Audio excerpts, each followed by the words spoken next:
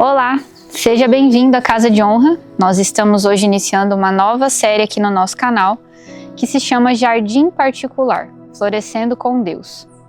Para começar essa série, eu gostaria de trazer uma reflexão. O que é um jardim, afinal de contas?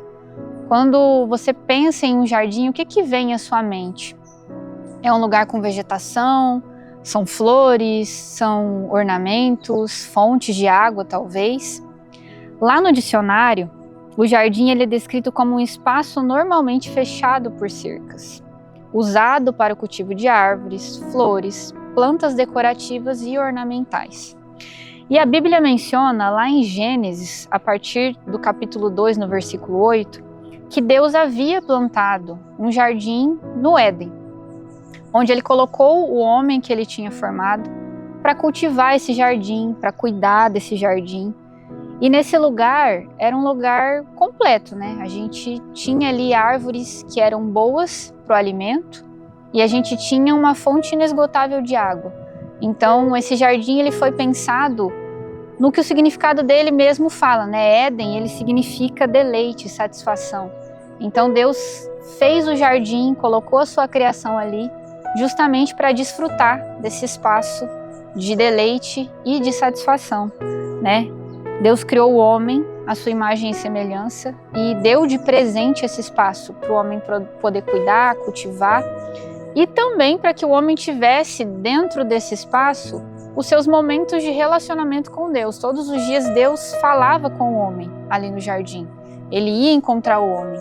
Então, além de estar ali naquele espaço cheio de vida, fisicamente falando, o homem também recebia a vida do próprio Deus ali no relacionamento dia a dia. Gênesis, no capítulo 2, do versículo 16 ao 17, diz o seguinte: E o Senhor Deus ordenou ao homem: coma livremente de qualquer árvore do jardim, mas não coma da árvore do conhecimento do bem e do mal, porque no dia em que dela comer, certamente você morrerá. A gente sabe como é que essa história terminou. O homem acabou cedendo à falsa ilusão de ser tão sábio e tão poderoso quanto Deus, de conhecer tudo que Deus conhecia. Na verdade, desde que o mundo é mundo, o inimigo das nossas almas, ele sempre distorce a palavra do Senhor para fazer a gente cair, para fazer a gente abrir mão daquilo que é eterno por aquilo que é momentâneo, ou para tentar mentir que nós podemos ser os nossos próprios deuses, né?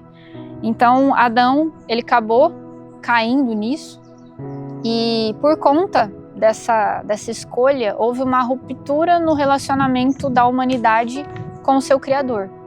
O homem já não conseguia mais se aproximar de Deus, o pecado, a morte entraram no mundo e ele saiu do Éden, ele saiu do lugar de deleite para viver num mundo que seria tomado por espinhos, por ervas daninhas, por abrolhos. É assim que a Bíblia descreve a terra que o homem passou a viver depois que ele deixou o Éden.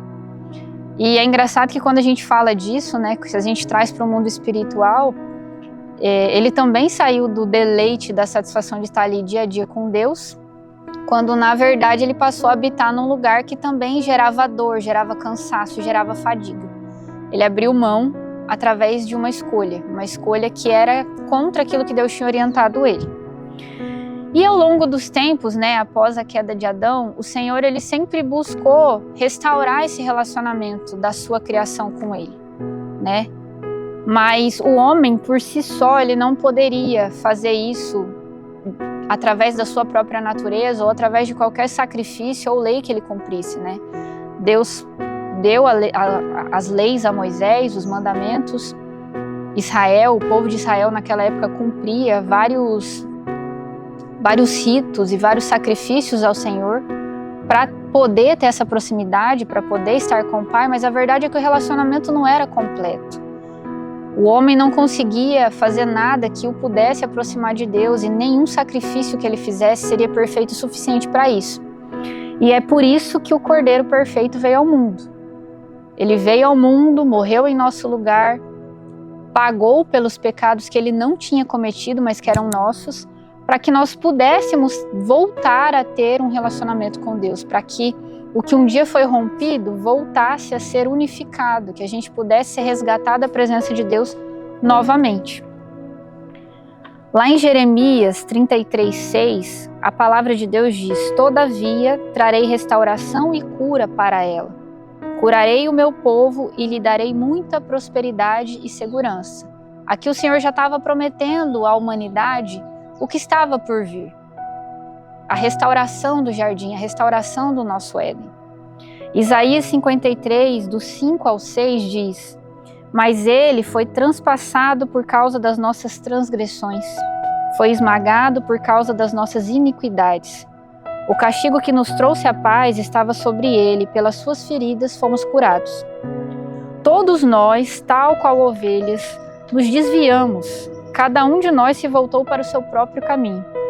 E o Senhor fez cair sobre ele a iniquidade de todos nós.